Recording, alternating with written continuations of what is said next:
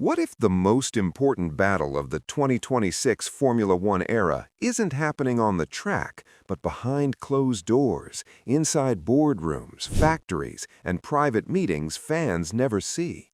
Because right now, one team isn't just preparing a new car or a new engine.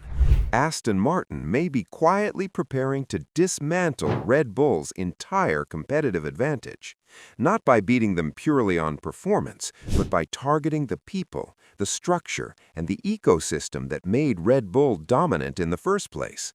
And if the timing aligns, 2026 could trigger the biggest talent war Formula One has ever seen.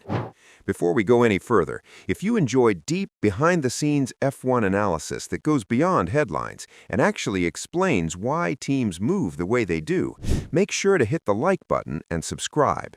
It helps the channel massively and lets me know you want more content like this. On the surface, Aston Martin's recent moves look like ambition. Big spending, big facilities, big promises. But when you connect the dots, a far more calculated strategy emerges. Lawrence Stroll isn't trying to slowly grow Aston Martin into a contender. He's trying to compress a decade of competitive evolution into a single regulation cycle. And to do that, he isn't just building infrastructure, he's shopping for proven systems. This is where Red Bull enters the picture. Red Bull's success over the last decade has never been about one single element, not just Adrian Newey, not just Max Verstappen, not just Honda power or clever aerodynamics. It's been the integration of people who understand each other instinctively, a culture where design, race engineering, strategy, driver development, and management all pull in the same direction without friction. That level of cohesion is almost impossible to build from scratch, unless you buy it. Aston Martin already made the first and most obvious move by securing Adrian Newey, and that alone sent shockwaves through the paddock. Newey doesn't move unless he believes the project is serious, but here's the key detail many fans miss. Newey is not a plug-and-play genius. He thrives in environments where the surrounding structure knows how to execute his ideas without dilution. Red Bull provided that environment for nearly 2 decades, which raises the real question: why would Aston Martin stop at Newey? This is where rumors involving Gianpiero Lambiase, Christian Horner, and even Helmut Marko begin to sound less like speculation and more like strategy. If you're Lawrence Stroll and you genuinely want Aston Martin to win championships, not just podiums, you don't want isolated excellence. You want a complete competitive organism. And timing makes this even more dangerous. The 2026 regulations represent the largest technical reset Formula One has seen in decades. New power units, new energy management rules, new aerodynamic constraints, and an entirely different performance landscape. History tells us regulation resets are when power structures collapse and new ones rise. Braun GP in 2009, Mercedes in 2014, Red Bull in 2022. Teams that get it right early don't just win races, they dominate eras. And Red Bull knows exactly how high the stakes are. That's why 2026 is such a dangerous moment for them. For the first time in years, Red Bull enters a regulation cycle with genuine uncertainty at the core of its project, the power unit. The Red Bull Ford powertrain is ambitious, but it's also a leap into the unknown. Unlike Mercedes or Ferrari, Red Bull is building something fundamentally new under extreme pressure, and Max Verstappen is fully aware of that risk.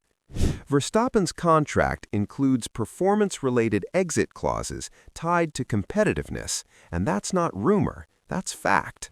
If Red Bull fails to deliver early in the 2026 era, Verstappen has options, and Aston Martin is positioning itself as the cleanest, lowest-risk alternative on the grid.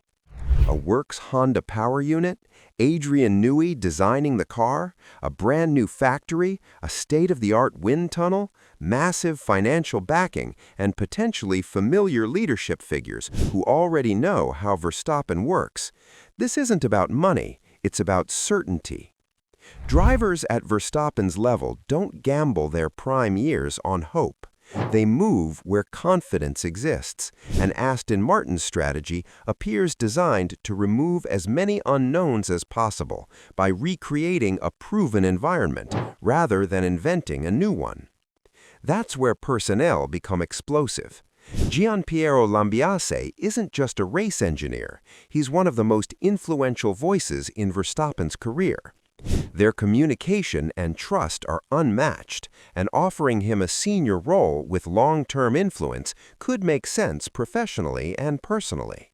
Christian Horner's situation is even more complex. He's been Red Bull's political and commercial anchor for years, but leadership tenures in Formula One rarely last forever. A move to Aston Martin, backed fully by Lawrence Stroll, could represent both a fresh challenge and a legacy-defining chapter. And then there's Helmut Marko. Stepping back from Red Bull doesn't mean retirement, it means leverage. An advisory role in Aston Martin would allow him to stay involved without the daily grind and continue working with the driver he's mentored since his teenage years. This is why the idea of Red Bull 2.0 isn't far-fetched. Aston Martin isn't chasing IP, they're targeting institutional memory, the unwritten knowledge of how decisions are made, how pressure is handled, and how championships are won. From Red Bull's perspective, this is an existential threat. Losing one figure is manageable. Losing several quickly is destabilizing.